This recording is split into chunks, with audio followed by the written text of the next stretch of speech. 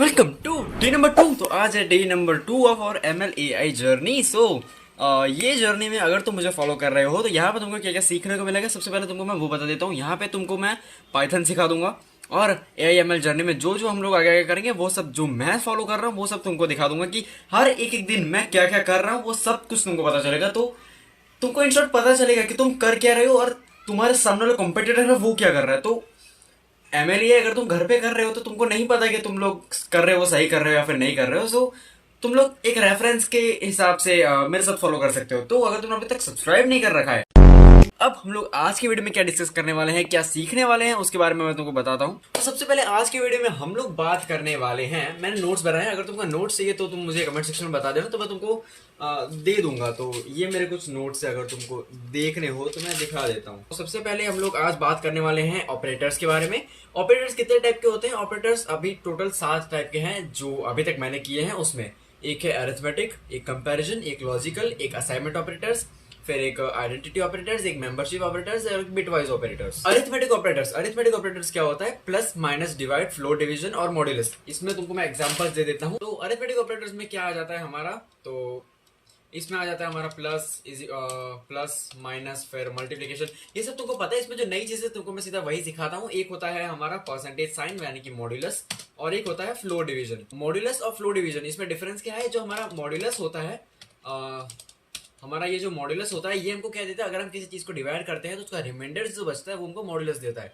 और flow division हमको उसका क्वेश्चन देता है। जैसे अगर मैं 5 को डिवाइड प्रिंट करता हूँ 5 मॉड्यूलस 3, यानी कि 5 को हम लोग अगर डिवाइड करेंगे 3 से तो हमारा रिमाइंडर क्या बचेगा? 2। तो यहाँ पे 2 प्रिंट हो जाएगा अगर मैं इसको रन करता हूँ तो यहाँ पे हमारा 2 प्रिंट हो गया। बट अगर मुझे इसका क्वेश्चन चाहिए तो यहाँ पे फ्लो डिवीजन कर देता हूँ तो इसका क्वेश्चन क्या आएगा? 1। तो यहाँ पे अगर मैं इसको रन करता हूँ तो यहाँ पे 1 प्रिंट हो जाएगा। तो ये हमारा अरिथमेटिक ऑपरेटर्स। बाकी प्लस माइनस वो सब तुमको पता है। फिर आता है हमारा कंपैरिजन ऑपरेटर्स। कंपैरिजन ऑपरेटर्स में तुमको बताने की जरूरत नहीं है मुझे ज्यादा। Greater than equal to, less than equals to. फिर एक चीज होती है इक्वल्स टू और एक होता है नॉट इक्वल्स टू। फिर आता है हमारा असाइनमेंट ऑपरेटर्स। असाइनमेंट ऑपरेटर्स क्या होता है? इज इक्वल्स टू, या फिर जैसे कि अगर हम लोग वेरिएबल ले ले, एक्स करके हमने वेरिएबल ले लिया, उसको हमने नाम दे दिया प्रथम, ठीक है। तो अब अगर मैं यहाँ पे प्रिंट एक्स करता हूँ तो यहाँ पे हमारा प्रथम प्रिंट होगा। क्यों? क्योंकि एक्स के अंदर जो प्रथम वेरिएबल है, प्रथम नाम है, वो स्टोर हो चुका है। अब इसमें असाइनमेंट ऑपरेटर क्या है हमारा? Is equals to. ये हमारा असाइनमेंट ऑपरेटर्स है। अब अगर हम लोग वाइल लूप्स का इस्तेमाल करते हैं, यहाँ पे मैं एक वाइल लूप कर देता हूँ। यहाँ पे मैं स्कोर कर देता हूँ, score is equals to 0। Starting में हमारा स्कोर 0 है और वाइल ट्रू कर देते हैं हम लोग। अब यहाँ पे वाइल ट्रू के अंदर हम लोग चले जाएंगे, इंक्रीमेंट हो जाएगा 1 का, ठीक है। तो अब अगर हम लोग यहाँ पे और यहाँ पे ब्रेक कर देंगे, क्योंकि हमारा इन्फानाइट लूप है तो हमें इन्फानाइट लूप नहीं चाहिए, और यहाँ पे हमारा स्कोर प्रिंट हो जाएगा। तो यहाँ पे हमने क्या किया? यहाँ पे हमने स्कोर 0 डाल दिया। अब यहाँ पे इसको मैं अगर रन करता हूँ और यहाँ पे वो हमसे मार्क्स पूछेगा। अगर मैं यहाँ पे मार्क्स 100 डाल देता हूँ तो greater not supported between instances of string. Okay okay okay, इसको हमको इंटीजर में कन्वर्ट करना पड़ेगा। 2+3 कर रहे हो, ठीक है। 2+3 5, वो सब कंप्यूटर समझ जाएगा। ओके 5 होता है, लेकिन प्रथम प्लस 3 ये क्या बकचोदी कर रहे हो? प्रथम प्लस 3 क्या होता है? तो ऐसे नहीं समझेगा वो। तो यहाँ पे हम लोग इंटीजर में कन्वर्ट करना पड़ेगा। मैंने इंटीजर में कन्वर्ट कर दिया। अब यहाँ पे इसको रन करते हैं। Okay, enter your marks. अगर मैं यहाँ पे 100 डालता हूँ तो यहाँ पे 1 प्रिंट हो जाएगा। क्यों? क्योंकि हमारा स्कोर में +1 हो जाएगा। अब अगर हमारा मार्क्स 50 होगा +5 हो जाएगा। ग्रेटर देन 100 होगा तब +10 होगा, बाकी +1 हो जाएगा। तो हमारा +1 हो गया, तो स्कोर ये हो गया। अब इसको वापस रन करता हूँ। यहाँ पे मैं समझो 50 कर देता हूँ तो हमारा स्कोर 5 हो जाएगा। वापस रन करता हूँ, 101 मार्क्स कर देता हूँ तो हमारा स्कोर 10 हो जाएगा।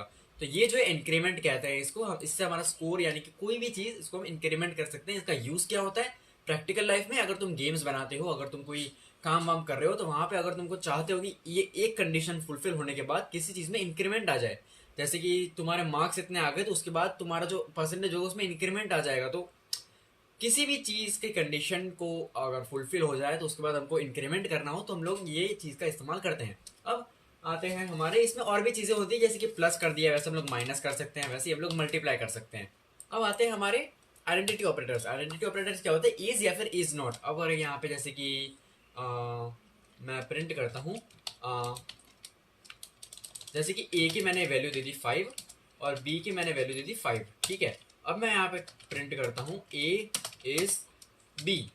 तो यहाँ पे तुमको क्या लगता है? जो ए है हमारा वही बी है, तो तो यहाँ पे ट्रू प्रिंट हो जाएगा। क्यों? क्योंकि जो हमारा ए है वही बी है, यानी कि वैल्यू देखता है ये। यानी कि अगर इसमें होता क्या है एक्चुअली, ये जो ए जो है 5 वो हमारे रैम में कहीं जाके स्टोर हो जाता है और बी जो है वो हमारी रैम में कहीं जाके स्टोर हो जाता है। अब हमारे रैम में वो जो नाम से सेव हुआ है ए, वही नाम से अगर बी सेम होता है तो दोनों को वो इक्वलाइज करेगा और फिर देखेगा क्या ये दोनों एक है, तब ये ट्रू प्रिंट कर देगा। और इज नॉट बी करूंगा तो यहाँ पे फॉल्स प्रिंट हो जाएगा।